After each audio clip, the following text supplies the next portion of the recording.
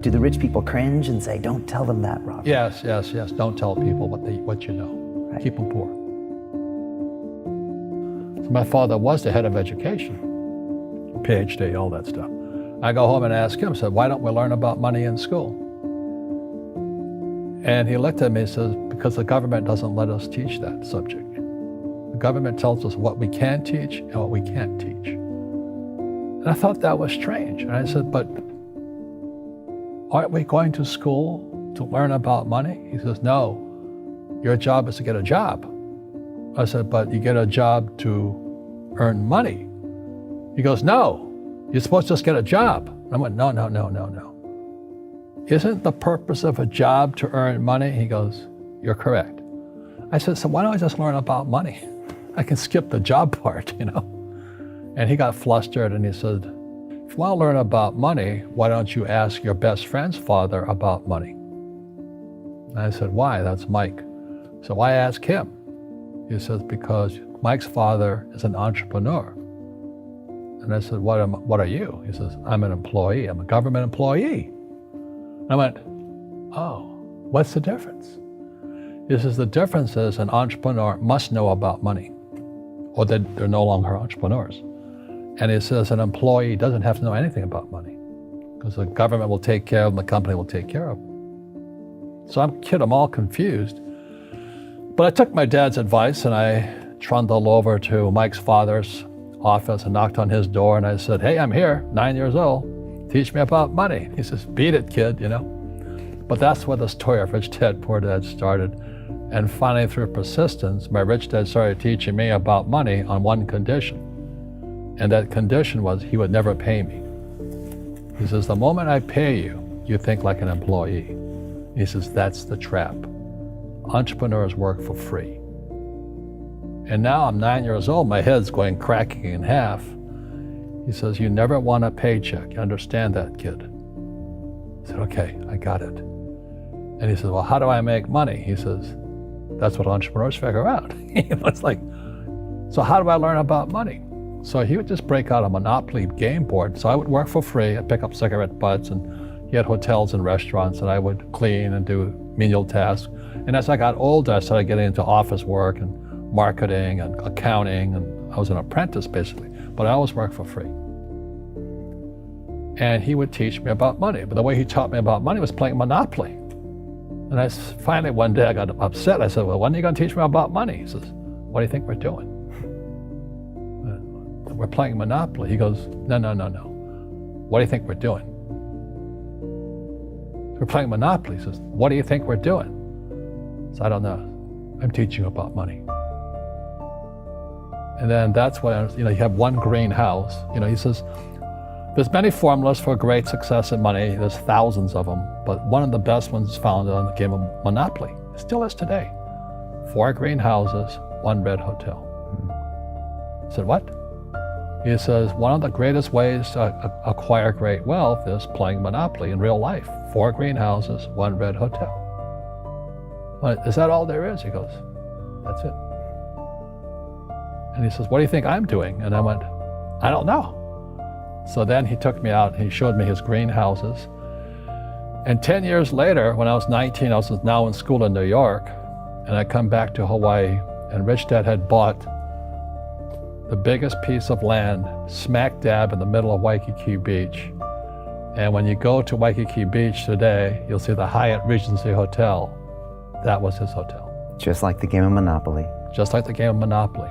Acquired assets and they became bigger assets. He just kept what's called an assemblage, because that property wasn't that big at that time. So he had to buy out all the small guys. Because Waikiki was a little dirt water little town. So he'd buy out this shop owner and buy that shop owner. And it took him a while, but he finally assembled this large piece of property. And then he and Hyatt put up this giant hotel. And it just sold for $800 million. So that's how I learned about money.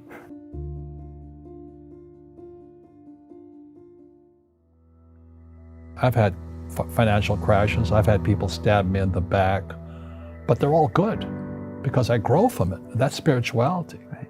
People who are afraid of making mistakes, like they teach in school, they don't ever grow. Because spirituality is there's good and there's bad, there's right and there's wrong, there's up and there's down. Most people only want to be right, they only want to be positive. Well, you can't have that. That's not reality. Well, I wasn't poor by most people's standards, but I came from a family with a poor attitude, if you know what I mean. Because rich, poor, middle class, poverty starts with a fundamental attitude. Poverty is passed on. It's taught in your families. And middle class is taught in families.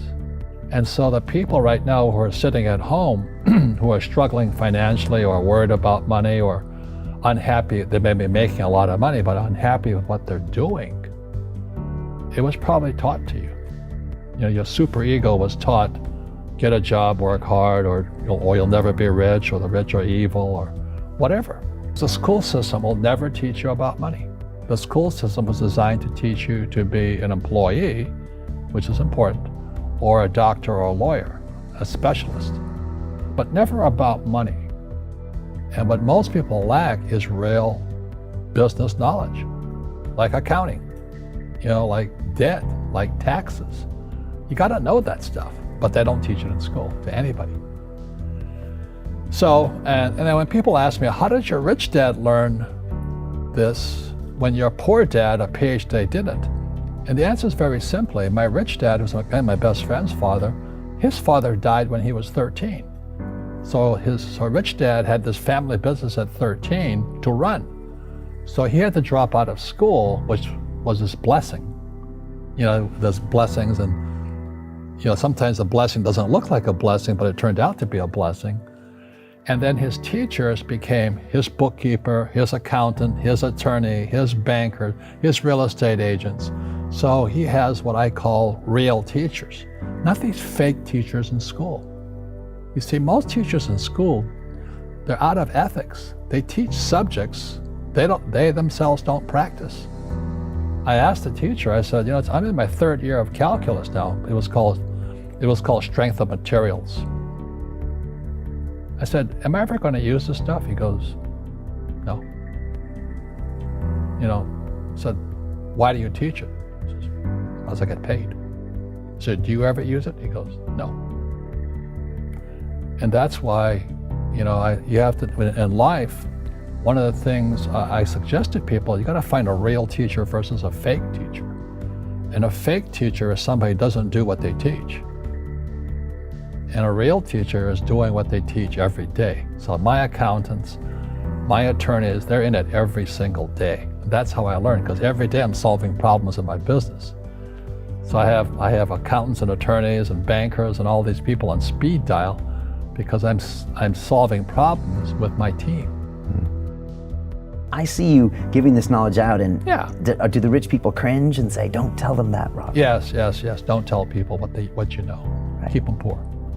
But, unfortunately, the poor, as was in the Bible, I'm not real religious, the poor will always be amongst us because it starts up here. Right, it's that fear mentality. It's in their words, and the words become flesh. Again, I'm not really religious. I flunked out of Sunday school also. But when they say I can't afford it or I can't do that, they go down. They become what they say. My PhD daddy says, what do you think I am, made of money? I can't afford that. And my rich dad would say, that's why he's poor. Poor people say, I can't afford it, I can't do that, I don't have time. Because it's an escape. It's an escape, you know what I mean? It's easy to say, I can't afford it. And your rich dad used to say what instead of, I can't afford it? How can I afford it? How can I do that? What would it take, or why should I do that? He says that a question opens the mind, a statement closes the mind. So when you say, I can't afford it, your mind shuts down and you become what you say. Rugby is a team sport, but so is soccer. The rules are different. And other people are golfers. They play by themselves. And so everybody's different. So my game financially is business, number one. Second is real estate. So what I say to young people is, you find your game.